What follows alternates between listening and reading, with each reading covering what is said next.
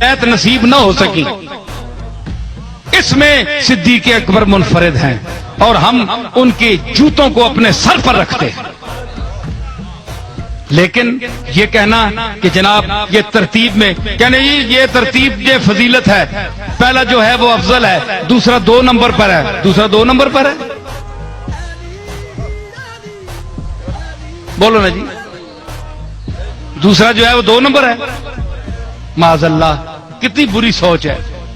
تیسرا پھر چوتھا یہ سب سے آخر میں ہے، تو پھر اس لیے کہ ان کا مرتبہ سب سے علی کا کم ہے۔ ماشاءاللہ جی یہ بڑی عجیب ترتیب ہے۔ تو پھر آدم سے لے کر شروع ہوئے، جو پہلے آئے گا وہ آخری سے افضل ہوگا، پھر آدم افضل ٹھہرے یا محمد اور رسول اللہ افضل ٹھہرے؟ پھر تو آدم کو افضل ہونا چاہیے کیونکہ نبی پہلے وہ ہیں، تو ان کو آپ افضل کیوں کہتے ہیں؟ کس دلیل پر کہتے ہیں آپ مجھے بتائیں۔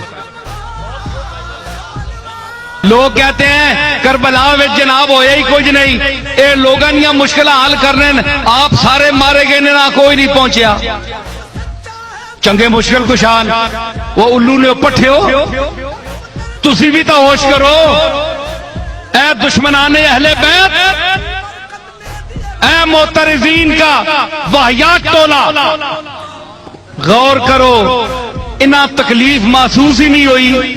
اے تسیو جے موت نہ آوے تے اندر وڑ ونے 7 کوٹھڑیاں وچ حسین ہوئے تے انہاں بچہ بھی موت نہیں آواز سے لبیک کہہ کے باہر نکل آندا۔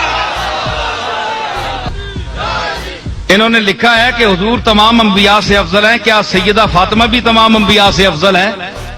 قبلہ بات یہ ہے کہ سیدہ فاطمہ جو ہیں یہ کیا آپ کے نزدیک نبیہ ہیں؟ آپ اگر ان پر ایمان لا چکے ہیں تو آپ کو ایمان مبارک ہو۔ اہل سنت کے نزدیک فاطمہ الزہرا جو ہیں معصومہ نہیں ہیں، محفوظہ ہیں، اللہ نے ان کو گناہوں سے محفوظ رکھا ہے، معصوم نہیں ہم کہتے، لیکن یہ نبیہ نہیں ہے، نبی کی بیٹی ہیں۔ نبی کی بیٹی غیر نبیہ ہے، تو غیر نبی تمام صحابی بھی غیر نبی ہیں، تمام ولی بھی غیر نبی ہیں، تمام اولیاء بھی، اوتاد بھی، اقطاب بھی، ابدال بھی، نجبا بھی، کتبا بھی، علماء بھی، اور تمام یہ لوگ جو ہیں یہ سب غیر نبی ہیں۔ اس لیے سیدہ فاطمہ غیر نبی ہو کر سب سے افضل قرار پائی، اس لیے نہیں کہ یہ نبیہ ہے بلکہ افضل الانبیاء کی بیٹی ہے۔